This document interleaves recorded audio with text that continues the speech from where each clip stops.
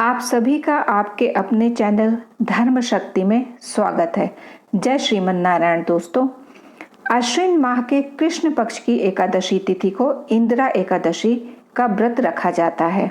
यह व्रत भगवान विष्णु को समर्पित होता है। ऐसा कहा जाता है कि इस व्रत को करने से पितरों को मोक्ष की प्राप्ति होती है। जैसा कि हम जानते हैं कि एकादशी पितृपक्ष में आती है और पितृपक्ष में हम अपने पितरों की मृत्यु तिथि के अनुसार श्राद्ध, तर्पण आदि करते हैं। यदि हमारे किसी परिवार के सदस्य की मृत्यु एकादशी को हुई हो तो फिर एकादशी के दिन उनका श्राद्ध ना करके द्वादशी के दिन करते हैं। एकादशी के दिन हम व्रत धारण करते हुए पितरों के नाम से भगवान विष्णु के किसी भी मंत्र का जप यथाशक्ति कर सकते हैं और श्री हरि के चरणों में समर्पित कर देते हैं और प्रार्थना करते हैं कि उनकी आत्मा को शांति और मोक्ष मिले। एकादशी की कथा को पढ़ने से भगवान विष्णु जल्द ही प्रसन्न होकर हर मनोकामनाओं को पूर्ण कर देते हैं। भगवान श्री कृष्ण की भक्ति से भाव विह्वल होकर अर्जुन ने कहा, हे प्रभु, अब आप कृपा कर अश्विन माह के कृष्ण पक्ष की एकादशी की कथा को कहिए। इस एकादशी का क्या नाम है और इसका व्रत करने से कौन सा फल मिलता है? कृपा करके विधान पूर्वक कहिए। भगवान श्री कृष्ण ने अर्जुन से कहा, हे धनुर्धर, अश्विन माह के कृष्ण पक्ष की एकादशी का नाम इंदिरा है। इस एकादशी का व्रत करने से सभी पाप नष्ट हो जाते हैं। नरक में गए हुए पितरों का उद्धार होता है। हे अर्जुन, इस एकादशी की कथा के श्रवण मात्र से ही मनुष्य को अनंत फल की प्राप्ति होती है। मैं यह कथा सुनाता हूँ, तुम इसे ध्यानपूर्वक सुनो।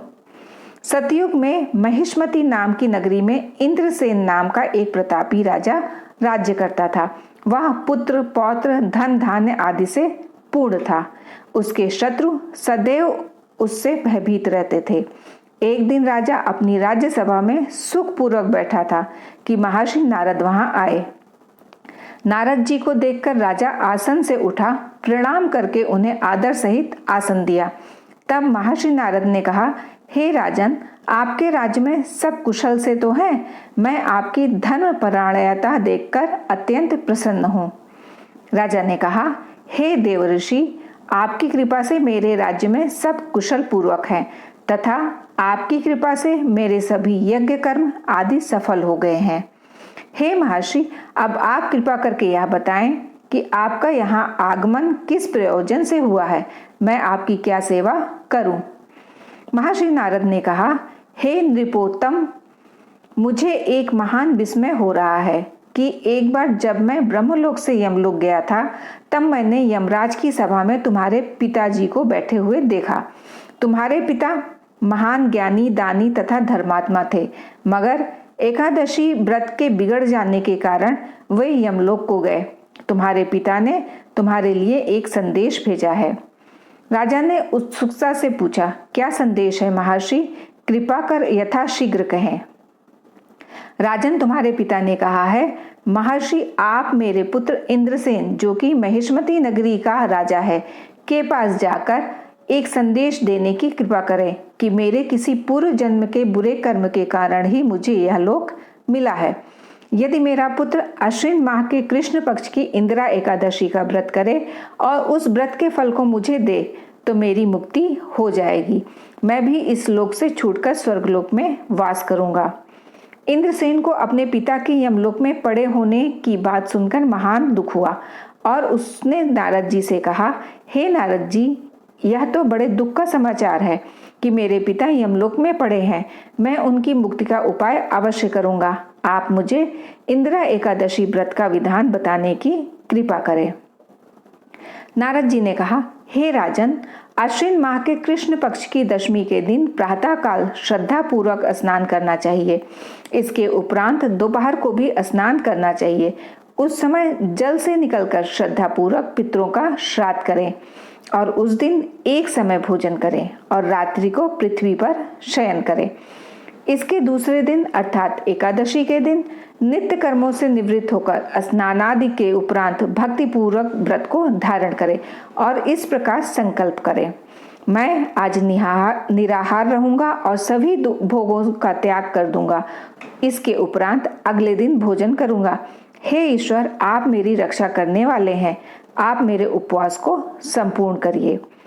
इस प्रकार आचरण करके दोपहर को शालिग्राम जी की प्रतिमा को स्थापित करें और ब्राह्मण को बुलाकर भोजन कराएं तथा दक्षिणा दें।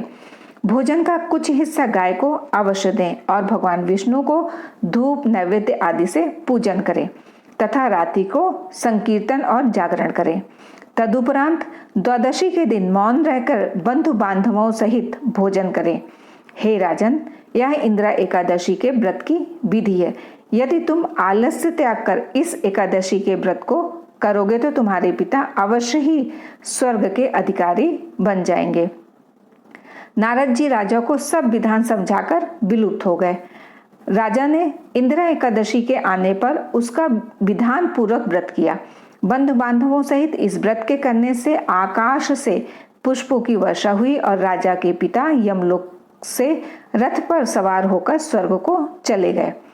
इस एकादशी के प्रभाव से राजा इंद्रसेन भी इस लोक में सुख भोग कर अंत में स्वर्ग लोक को गया। भगवान श्री कृष्ण ने कहा, हे सखा, यह मैंने तुम्हारे सामने इंदिरा एकादशी के महात्म्य का वर्णन किया है। इस कथा के पढ़ने व सुनने मात्र से ही सभी पापों का शमन हो जाता है और अंत में मनुष्य स्वर्गलोक का अधिकारी बनता है। धार्मिक मान्यताओं के अनुसार इस व्रत की महिमा को स्वयं भगवान श्री कृष्ण ने धर्मराज युधिष्ठिर को भी बताया था। तभी से यह व्रत पूरे संसार में विख्यात है। तो इंदिरा एकादशी की आप सभी को बहुत बहुत शुभकामनाएं। आशा करती हूँ कि आपको इंदिरा एकादशी की कथा और उसका महत्व पसंद आया होगा। यदि आपको ये वीडियो पसंद आई हो और आपके लिए उपयोगी हो तो लाइक और कमेंट अवश्य करें। जो लोग चैनल पर नए हैं वो चैनल को सब्सक्राइब कर लें, जिससे उन्हें आगे आने वाले वीडियोस के नोटिफिकेशन समय पर मिल सके। आप और आपके परिवार पर राधा रानी की कृपा सदैव बनी रहे। राधे राधे दोस्तों।